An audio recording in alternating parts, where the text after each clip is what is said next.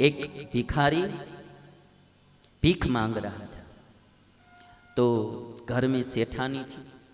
बाहर से भिखारी बोल रहा था कि कुछ खाने का दे दीजिए, कुछ खाने का दे दीजिए। सेठानी के हाथ में रोटी थी, देने के लिए जा रही थी, किंतु खड़ी खड़ी ऐसे ही बोलती थी, थोड़ी देर खड़े रहो मैं आती हूँ, थोड़ी देर खड़े रहो मैं आती हूँ। भिखारी भजन गाता था। आपने पहले देखा होगा कि कोई न कोई भजन गाता है फिर भीख मांगता है। तो भगवान का भजन गाता था और बीच बीच में कभी कभी बोलता था कि कुछ खाने का दीजिए, कुछ खाने का दीजिए। सेठानी बोलती कभी मैं आती हूँ, आप खड़े रहो। सेठ ने पूछा सेठानी से कि आपके हाथ में रोटी है, आपको कुछ काम नहीं, तो आप जाती क्यों नहीं? बार बार बोलती रहती कि मैं आती हूँ, खड़े रहो, मैं आती हूँ, खड़े रहो। सेठानी ने कहा कि वो जो गा रहा है ना भगवान का भजन, वो मुझे बहुत अच्छा लग रहा है। यदि मैं रोटी दे दूंगी तो आगे चला जाएगा, फिर भजन सुनने को नहीं मिलेगा, इसलिए मैं जाती नहीं हूं। जब तक सुनाई दे तब तक भजन सुन लूं। मुझे ये बात इसलिए कहनी है कि कभी हम भगवान से प्रार्थना करते होते हैं ना, और वो हमारी मनोकामना पूर्ण नहीं करते हैं, तो समझ लेना कि हमारी प्रार्थना उनको अच्छी लगती है, इसलिए वो देर कर रहे हैं। भगवान का भजन धीरे धीरे करते रहेंगे, एक दिन जरूर हमारा संकट दूर होगा। आज मैं तो समाज में देखता हूं, थोड़ा भी कष्ट आता है, दुख जीवन में आता है, तो आदमी एकदम नर्वस हो जाता है और एकदम मरने का विचार करने लगता है। आजकल ऐसे तो फैसिलिटी बढ़ रही है दिन प्रतिदिन। पहले लोगों को खाने का नहीं मिलता था, पहनने के लिए वस्त्र नहीं मिलता था।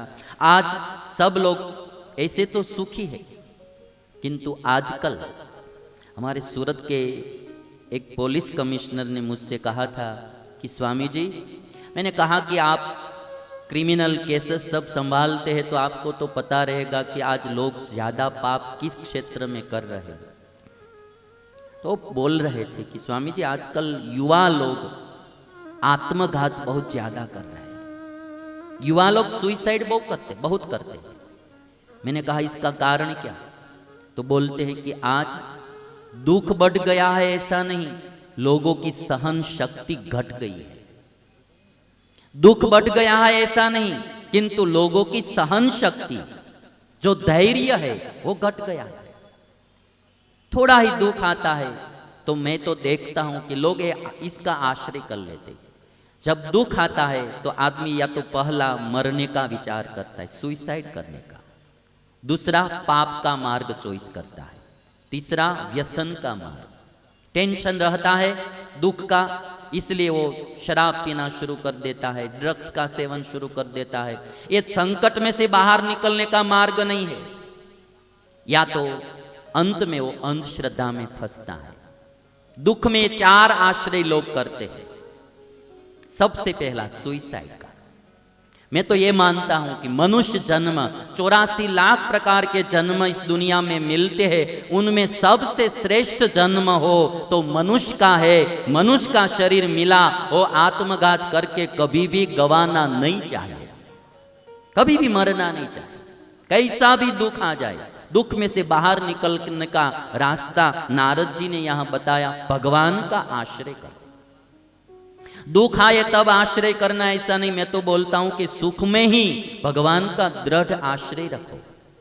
हम इस दुनिया में पुरुष प्रयत्न कर सकते हैं, फल देने वाला तो वो है। हम बल कर सकते हैं, फल तो वो देते हैं, इसलिए उनका आश्रय करो। कभी भी कैसी भी सांस हो दुख देने वाली, बहू को आत्मघात मत करना।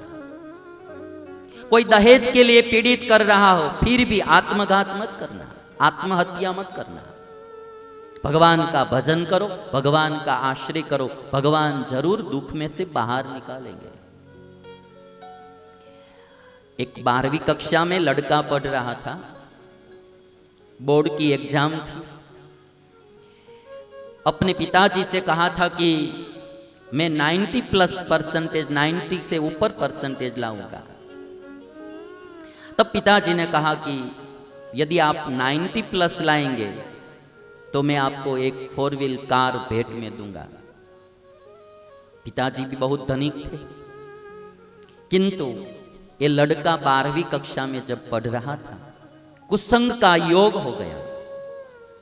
और एक सबसे बड़ा कुसंग तो अभी स्मार्टफोन आ गए हैं और उसमें नेट है, और नेट में ऐसा फंस गया आदमी, सारे दिन बस मोबाइल में रहते हैं, ऐसे ही घुमाते रहते थे।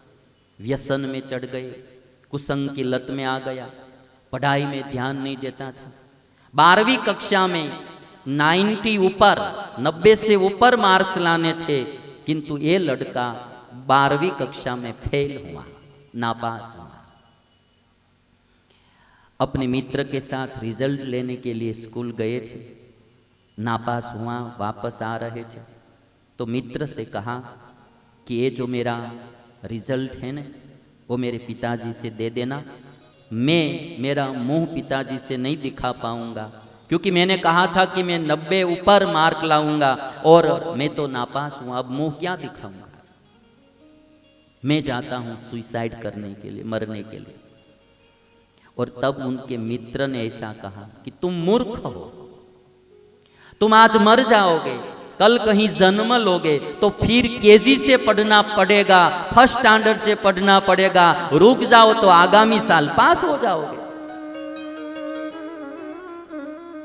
मर जाओगे तो कहीं जन्म तो लेना ही पड़ेगा, जन्म लेंगे तो फिर प्रथम से शुरू करना पड़ेगा पढ़ाई। रुक जाओ एक साल और फिर पढ़ाई में ध्यान दो तो आगामी साल आप पास हो जाओगे। दुख आता है तो मरने का नहीं, दुख के पार जाने का विचार करना। इसलिए भगवान स्वामीनारायण ने 200 साल पहले एक शिक्षापत्री नाम का ग्रंथ लिखा और उसमें लिखा है कि कैसे भी आत्मघात कभी भी मत करना। मनुष्य का जन्म मिला है, बस कहीं आप यदि संसार से ऊब गए हैं, थक गए हैं, तो हरिद्वार में चले जाओ, भगवान का भजन करके, कोई समाज की या देश की सेवा करके इस शरीर को व्यतीत करो, किंतु मरना नहीं।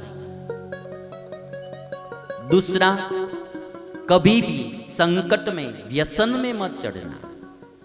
टेंशन रहता है धंधा का, परिवार का, किसी का, तो आदमी शराब पीना शुरू कर देता है, या तो ड्रग्स का सेवन, या तो कोई न कोई व्यसन में डूबता है, टोबैको है या स्मोकिंग है। नहीं, वो दुख मिटाने का उपाय नहीं है।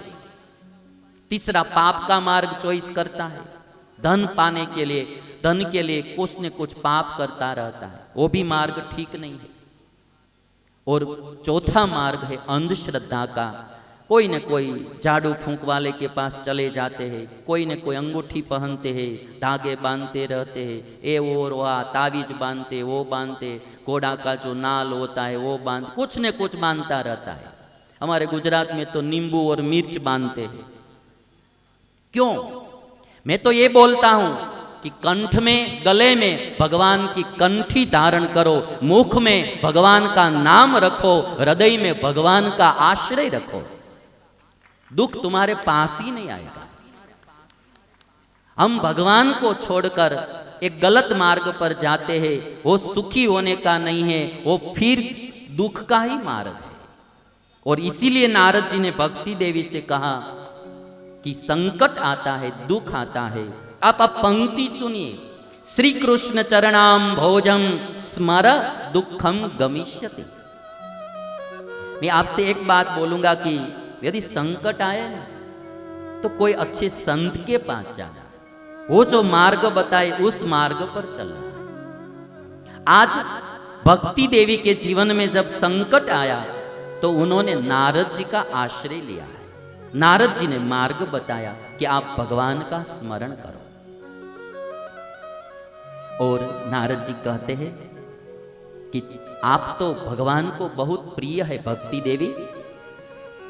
त्वं तु भक्ति प्रिया तस्य सततं प्राणतोऽधिका, त्वया हूतस्तु भगवान् याति नीच गृहेष्वपि। हे भक्ति देवी, तुम तो भगवान को बहुत प्रिय हो। भगवान ज्ञाति नहीं देखते, भगवान भक्ति देखते। इसलिए शबरी के घर बिना बुलाए भगवान राम गए थे।